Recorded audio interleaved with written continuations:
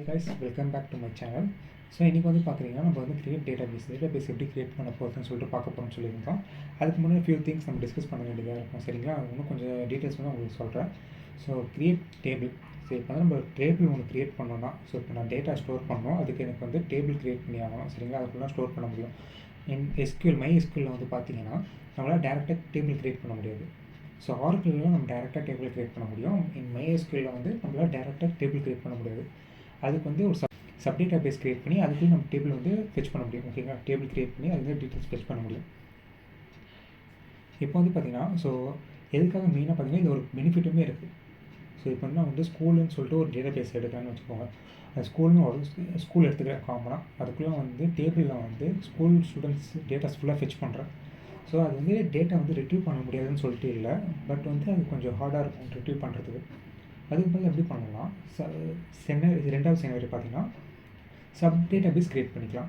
இப்போ 10th 11th 12th சொல்லிட்டு student நான் வந்து டீட்டெயில்ஸ் வந்து கொடுக்குறேன்.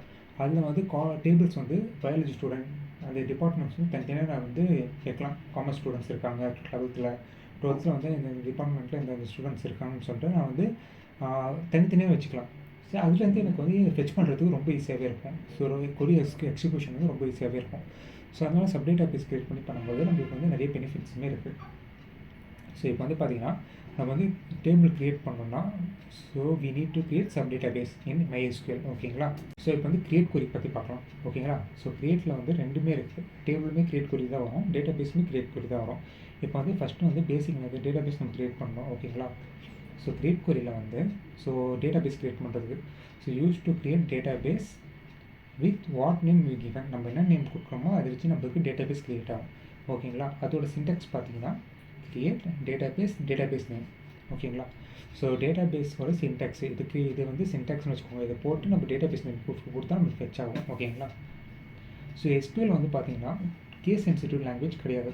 அப்படின்னா நம்ம வந்து கேப்ஸ் யூஸ் பண்ணலாம், ஸ்மால்லையுமே யூஸ் பண்ணலாம். ஸோ லெட்டர்ஸ் கேரக்டர்ஸ் வந்து கேபிட்டல் யூஸ் பண்ணலாம், ஸ்மால்லையுமே யூஸ் பண்ணலாம், அது இஷ்யூ கிடையாது. ஓகேங்களா, அண்ட் வந்து எல்லாத்துக்குமே நான் செமிகாலன் வந்து போட்டு எண்ணுப்பாங்க. ஸோ அது வந்து ஆப்ஷனல் தான், பட் வந்து ரெக்கமெண்ட் பண்ணுறது.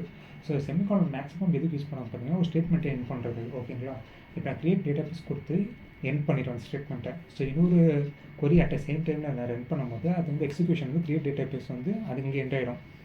செகண்டு வந்து நான் இன்செர்ட்டில் போடும்போது டேபிள் கிரியேட் பண்ணும்போது அது கிரியேட் தனியாகும். ஓகேங்களா, இப்போ நான் அந்த செமிகாலன் போடுறேன்னா ரெண்டுமே கன்ஃபியூஸ் ஆகி எரர் அடிக்கும்.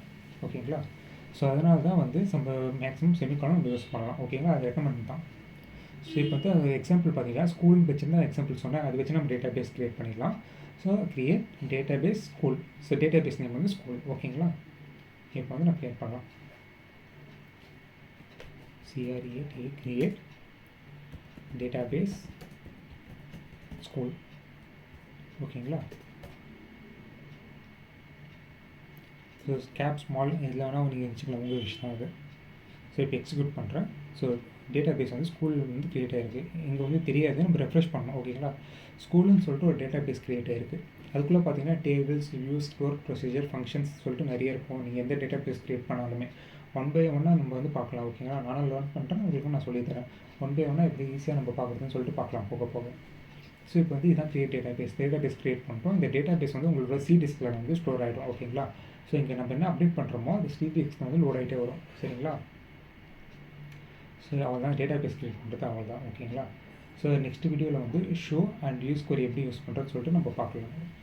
ஸோ இதோட இந்த வீடியோ முடிஞ்சிருச்சு. ஸோ ஒன் பை ஒன்னாக பார்க்கலாம். சரிங்களா, போன வீடியோ சொன்ன மாதிரி தான். ஸோ ஒரு அட் எ டைமில் ஒரு 10 கொரி பார்க்குறதுக்கு ஒரு நாளுக்கு ஒரு கொரி தெளிவாக பார்த்துட்டு போயிடலாம். ஸோ அதுதான் நம்மளோட கான்செப்ட்டு. ஓகேங்களா, ஸோ இன்றைக்கி வந்து வீடியோ முடிஞ்சிச்சு. டேட்டா பேஸ் கிரியேட் பண்ணிட்டோம், டேட்டா பேஸும் நம்மளுக்கு வந்து நேவிகேட்டரில் ஃபெச் ஆயிடுச்சு. ஓகேங்களா, ஸோ நெக்ஸ்ட் வீடியோவில் பார்க்கலாம். பாய்.